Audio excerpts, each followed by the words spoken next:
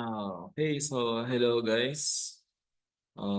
So I hope na ririnig naman ako, no? So we have another problem here. So under 3-5.7, a beam supports a load varying uniformly from an intensity of W pound-foot at the left end to P pound-foot at the right end. So we're asked to find the values of W and P to cause the reactions shown in the figure P-3-5.7. So we have here now the figure. Ito yung figure ng problem 3-5.7 wherein ito na yung load na nag-vary uniformly. Ibig sabihin ng vary uniformly in every certain length, no? Kada let's say 1 meter yan or 1 foot yan or 1 centimeter yan, yung increase or decrease ng force or ng load is uniform. That's why, as you can observe, galing dito sa weight W, wherein nakita natin yung answer is 1,250. It varies uniformly hanggang makarating ka dito um, sa load na P, which is 1,750. That's why ma-observe natin that W and P have different values. Ano kasi pataas ng pataas siya until such time na makaabot siya dito sa value na ni. Now, before we go into the deeper discussion of this one,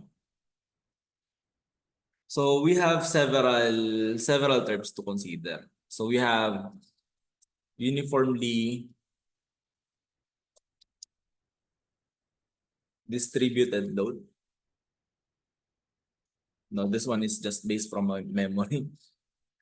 So, pag sinabi natin uniformly distributed load, ibig sabihin, over the certain distance, pareho lang yung bigat niya. No? Pareho lang yung bigat niya. For example, if we have this, sige, hanagot ang ruler for, saan yung ruler dito? Ito. Ay kaso, di ko man ma-adjust. Pwede pala. Oops. Ah, ah, ah. Hirap naman tong i-adjust. So, sana may time pa ako mag... Okay. Tanggalin lang natin. Ito na lang. Itong rectangle na.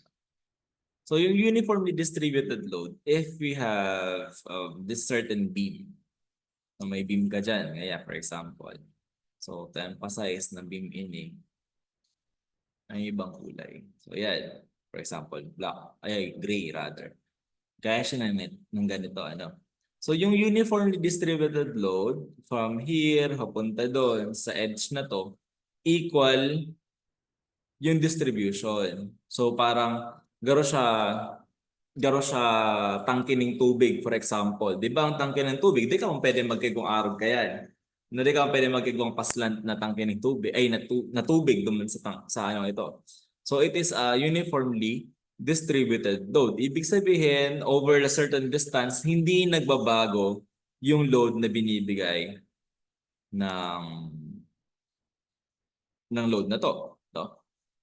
Di siya nagbabago. Considering uh, if we have, let's say, this is 12 pound per foot, tapos kada foot niya 12 pounds yung force ng tao, no? So if this is, let's say, 10 feet, so kung 12 pound per foot ito, tapos 10 feet ang laba ka ni, so therefore, garo siya, sabi ka na, 12 pounds, 12 pounds, 12 pounds, 12 pounds. Kung ini yung kada araw ko is per feet. 1, 2, 3, 4, 5, 6, 7, 8, 9, 10. Ay, sobrang sarap. Tanggal kitang sarap. Hindi lang. So, tanggalin tayo yan. So, ibig sabihin, kada feet duman, 12 pounds si dinadara niya. Okay? 12 pounds si dinadara. So, therefore, we can determine the weight, the total weight of this load by multiplying kung ilan to 12 pound per foot dun sa total distance na 10 feet. So therefore, if we concentrate the load at the center, which is, yung center nito is at 5 feet. No? Under 5 feet, concentrated siya duman sa center of gravity. Kaning na-form tang rectangle. So ang load na mapoproduce niya pababa, paduman kung saan pa man yan, sa center of the earth, would be 12 times 10, which is equivalent to 1,120, ay tama. Compute lang. 12 times 10. Oh, tama. 120 pounds. Okay? So, ma-observe ta that yung tinutukoy na 12 pound per foot is eto yan. Tapos uniform siya. Over time, 12 pound per foot talaga siya. So, we have 12 times 10 equals to 120. And ma-observe din natin, if this one is 12, yung nasa baba is 10, so ano ginibo ta? Garo kita nag-multiply ning length times width, which is also the area of this uniformly distributed na load. So garo ka nagkakuaning base times height, which is the area of a rectangle. Of this rectangle. Garo ka na mo sa area kaya. Now, let's go to this figure. Ano, ang ma-observe talaga sa figure ni paslant siya. Ano? So, in relation to that, we also have yung mga loads na kagaya niyan. Ibig sabihin, if we have this beam, copy na lang natin to. Ito lang. Copy. Paste. Ay, mali. Tulong. Copy. Paste. Ay, ayaw niya talaga. O, di wag. O, drawing na lang natang soy. Abo niya man abo niya makisama. So, if we have, again, a certain beam, lag na lang siya sa baba. Sa baba na ni, so, sanglian ang kulay kasi beam pa rin siya. Ano? And then, in this beam, naglaag kaning baybay na slant siya. No? Slant na baybay. Pigtambak mo dyan si baybay. No? Anong ma-observe na naman sa baybay? Ang pag sinabi ng baybay si sand, sand. No? Or let's say pwede rin gravel, pwede rin gravel. Tarampak ta siya diyan. So to lessen the complication, we go consider garo siya tawag dito. Uniform si pakatambak sa iya. So kani, garo pigdamping mo ligdi sa daga, no? So pag-arog kani, ma-observe ta na syempre duman sa mas dakol ang tambak, mas magabat duman as compared duman sa dikit. And ma-observe digdi na assume natin that this one is maana talaga. Kumbaga, maa siya dyan kung ano pa man. Maanang tambak digdi sa gilid na ni. And digdi lang siya sa pantay sa paka-slant sa iya. Okay? So digdi, ma-observe that if this is the load, pabawas si load o habang nag-aabante kita paligdi sa left. Okay? Pabawas ang dinadarang load kang beam. No, so assuming that again this is let's say this is 50 pounds per foot. Of course, dito sa dulo, you now have 0 pound per foot kasi wala na siyang dinadala, di ba? At saka consider natin na ano rin to. This is still 10 feet. Okay? So, ma-observe natin that yung shape na nagawa natin is a triangle. Na naging parang triangle. And we can use the triangle in determining kung ilan ba talaga yung load na binibigay nitong figure na to, itong rectangle, ay yung tong triangle na to, rather. No? So, kung ma-observe natin, if this is a triangle, kung i-extend na siya duman, if we create an extension of this, nandiyan ka, dito ka. Extend mo siya duman sa part na to, and then, isarado ta siya dito. No? Sarado siya dyan. Mo-observe ta that we also form a rectangle. No, naka-form kita ng rectangle considering na kasama pa yan sa figure natin. However, since na ang in actual, etong triangle lang na to yung nagdadala ng load. And if you can observe, we also bisected that rectangle. So therefore, following the same formula, we can determine the total load of this one by using base multiplied by height.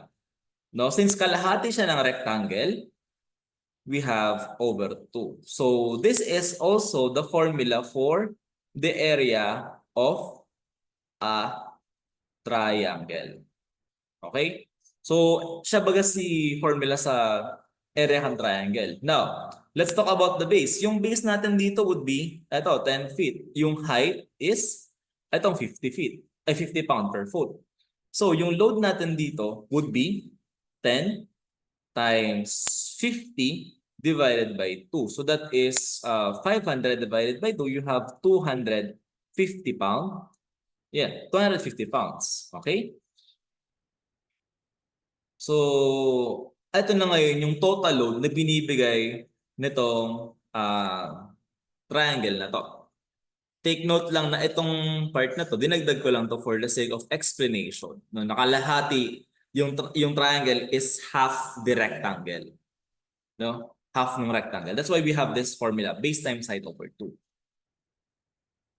So you now have 250 pounds as the load.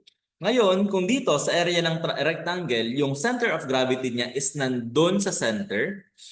For triangle such as this one, yung center of gravity is at 1/3 ng base. No, 1/3 ng base. Kung ang base mo is 10 foot, ang 1/3 nito is 3.33, di ba? Or 10 over 3, which is located around here.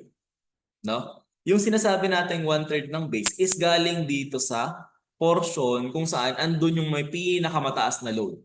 So simula doon, papunta doon sa may pinakakonte. Yung 1/3 lang doon. Kung dito ka naman magsisimula sa pinakakonte or sa 0, papunta doon sa mataas na load. So therefore, you have to determine what is the 2/3 of 10. No? However, since sabi ko nga, 1/3 ng base ang hinahanap natin, galing dito sa pinakamataas. So you have here 1/3 ng 10, which is 3.33 feet from this point. Okay? Okay, so I hope malinaw yun. Ito lang munang dalawang to i-discuss ko. No? So, we have several other types of load. Meron tayong parang parabolic, pero ito lang yung madalas. Ito lang yung madalas na nagagamit, no? Now, if we go to our problem, take note na ang hinahanap natin sa problem na to would be the value of W pound foot, as well as the value of P pound foot. Natin siya ilagay. And lakihan natin siya. Okay. So yeah, dito na lang ano. So dito, in this problem, ma-observe ta na it's not rectangle, it's not triangle. It's a type of, let's say, trapezoid, na parang trapezoid siya. But we can also observe that we can create certain shapes dito sa loob nito, such as this one. No? Pag piglatag ta siya dyan, we can create now two triangles which follows yung ginamit natin kanina for uniformly varying load. No? So, take take note po pala na itong nandito sa baba, these are what we call the uniformly varying loads, no? Uniformly varying load. Ibig sabihin, uniform yung pagbabago sa kanya. For example, every feet, 1 foot yung tinataas or binababa. Okay, that's why straight line yan. Garayan linear equation, no? So yan, uniformly varying. So let's go back here. Now, because of this line that we created, we already formed two triangles wherein yung base nito ng W pound foot is 3, 5, plus 5, plus 4. So that is 12. 12. And same lang yung base ng P. Wherein eto ngayon yung base niya, horizontal naman dito. No? So lagay natin, latag natin. So ito yung base ng P, which is the same as this one, yung nasa bottom. Okay?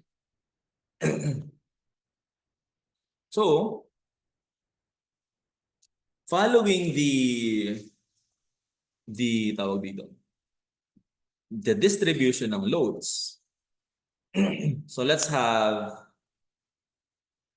the load here, no? For W, ito yung load ng W. Trace natin. Parang hindi visible. Anong hindi visible?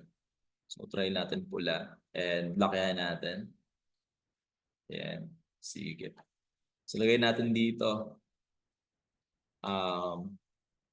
Again, sabi ko nga, 1/3. 1/3 galing dun sa may pinakataas. So ang consideration natin dito is itong triangle na to. Okay? So 1/3 ng 12, that is 4. No? So 4 feet galing dito. So you now have the location, the concentrated load of W. For P naman, ma-observe natin that since andito yung base niya, actually we can create separate triangles for this one.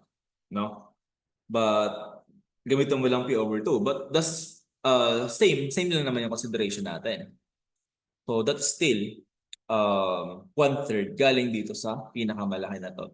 So yung 1/3 niya is again 4. So matama siya digdi. Tatama siya dito sa point na to kung saan meron tayong R2 na that is equivalent to 12,000 pounds. Okay? So we now have those two considerations. Now, following the equation for W, yung equation natin dito would be base times height over 2. What is the base you have? Teka lang. For W,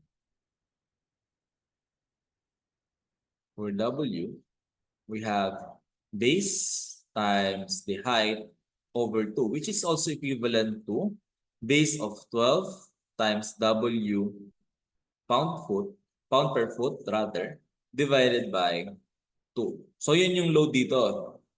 So let's name this as L1. So this is load 1. For P naman, so again, base times height over 2 pa rin to. So let's have this as H1. This one is H2. So that is equivalent to the base of 12 multiplied by the height of P. No? P pound per foot rather. All over, again, 2. So this one, sabi ko nga, this is L2.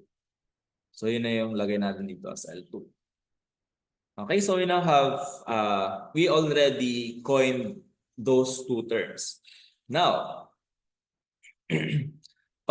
since we have two unknowns, may dalawa tayong unknowns, ang kailangan natin is mag-moment tayo kung nasaan yung isa. No? So we have this location or we can also use this location. But I do prefer na dito muna para at least mas simple. Kasi pag dito tayo, tanggal din itong R2. Mawawala din itong R2. Matitira is itong W pound foot, rather the concentrated load ng W pound foot, which is L1. And then itong reaction sa 1. So, try natin. So, let's name this as point, let's say point B. Divisible na ang blue. So, let's name this as point B and this as point A. So, at B, kung mag-summation tayo ng moment sa B as equivalent to 0, let's have clockwise as positive. So, 0 is equivalent to R1 multiplied by, alam yung moment R. Galing dito, papunta dito, that is equivalent to 5. And as you can observe, since yung R1 is upward and nasa right niya yung B, it will cause a clockwise motion, so therefore positive siya. So, ayan, minus yung L1, which is the load of W, multiplied by the moment arm of L1 of, if this is 3 plus 5, so yung total distance na dito sa dulo is 8. So ito, from this point up to this point is 4. So therefore, 8 minus 4, so we also have 4, 4 here. May 4 din tayo dito. So therefore, ito yung moment arm na dito. So we multiply this by 4. Other forces, wala na. Wala na tayong kailangan i-consider. So itong dalawa lang. So, ayan. So we have L1 times 4. Lagay natin sa kabila para at least positive na siya. And R1 of 6,000 multiplied by 5. So 6,000 times 5 is 30,000. L1 times 4, we divide both sides by 4. L1 therefore is equivalent to how much? So we have 30,000 divided by 4. L1 is 7,500. It's not foot but pounds. 7,500 pounds. Okay? So as you can observe, naging na lang siyang pounds. Okay? So, from this point, pwede na natin makuha yung W. Since sabi natin, based dito sa ginawa natin kanina, L1 is equivalent to 12W over 2, which is equivalent to 6 times W. No. So 7,500 is equivalent to 6 times W. So therefore, we divide both sides by 6. Ay, naging purple ang pansurat ko. So we divide both sides by 6. So therefore, we determine that W is equivalent to 7,500 divided by 6, which is equivalent to 1,250 pounds. So we already determined the first answer. Now, let's move on to our next required, which is value P. Now, since alam natin that this W is 1,250, mag-moment ulit tayo. Actually, pwede tayong mag-moment or pwede tayong mag-summation. Those are the two options. No? Actually, mas madali mag-summation. No? Summation ng forces na X or pwede tayong mag-moment. Now, if you are unsure of your answer, itong 1,250, pwede tayong mag-moment sa A. Para at least, kung mag-moment kita sa A, dai na siya kabali. No? Yung L1 will not be anymore included in our equation.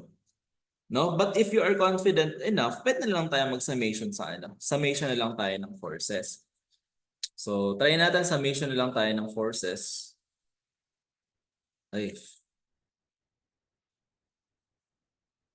I'm not using the pen. Hindi ako nagpe-pen.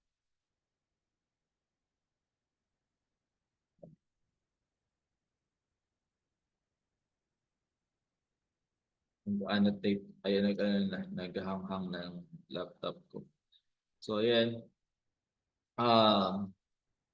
Let's have this one. Summation of forces along Y. Siyempre, if we are talking about equilibrium that is equivalent to zero, positive yung mga forces that are upward. So you have zero is equivalent to 6,000, which is R1, plus yung R2 natin that is 12,000, minus L1 minus L2. Now take note that L1 is 7,500, hindi siya 1,250 Kasi concentrated load to. Kung mga 1,250 ka mo, multiply nito by 6. No? Okay, so again, anyway, so you have 6,000 plus 12,000, so you have 18,000. 18,000 here minus yung L1, which is 7,500 minus L2. So 18,000 divided by minus rather 7,500, you have a load of 10,500 minus L2. So, tripat niyo yung L2 dito sa kabila. So, you have L2 as equivalent to 10,500. Ito na ba yung final answer? Hindi pa. Kasi ang hanapin natin is P. So, P, sabi natin, L2 is equivalent to P, or rather, base times height. Ano? What is the base you have? The base of 12. Ito yan. Ano, itong haba na to. From this point up to this point, which is 3 plus 5 plus 4. So that is the base. Multiplied by height of P divided by 2, which is, ito yung nasa formula. Base times height over 2. Okay? So I hope malinaw yan. So you have here 10,500 as equivalent to 12 divided by 2, that is 6, multiplied by P. So we divide both sides by 6. So therefore, P is equivalent to how much? Divided by 6, you have 1,750 pounds. Okay. So that is how you determine the forces. If we're talking about uniformly distributed load, uniformly varying load, no? Okay. So, following the same. Okay, so that's one way of interpreting the problem. So if you also want to try another, which is ito yung most of the time ina-apply ko. Ito yung most of the time ina-apply ko. Kasi ito yung medyo nasanay. Kinakasanayan na. So you can also have, you can also divide this load by creating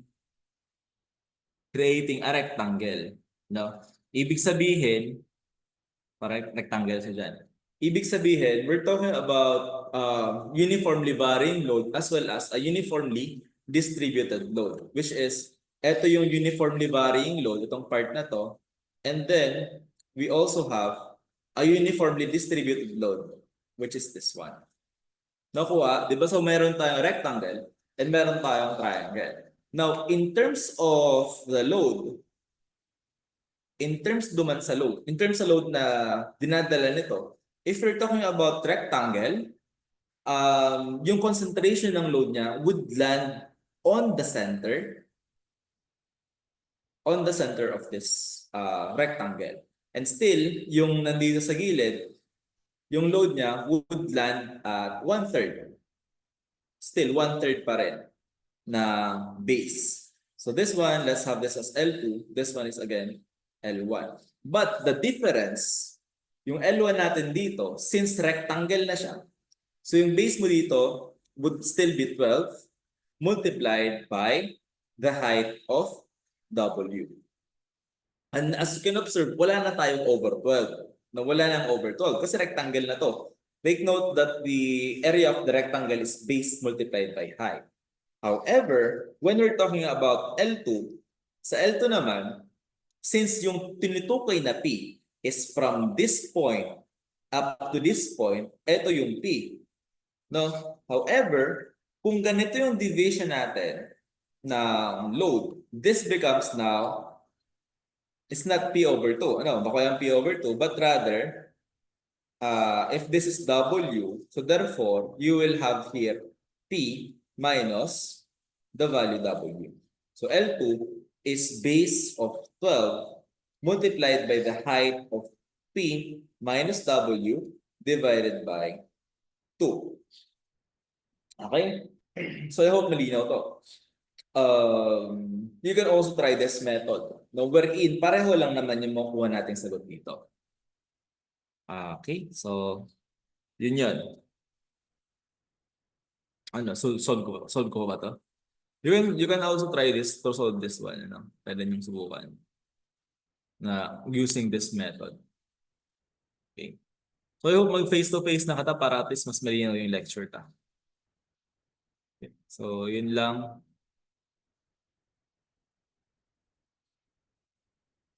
Recording.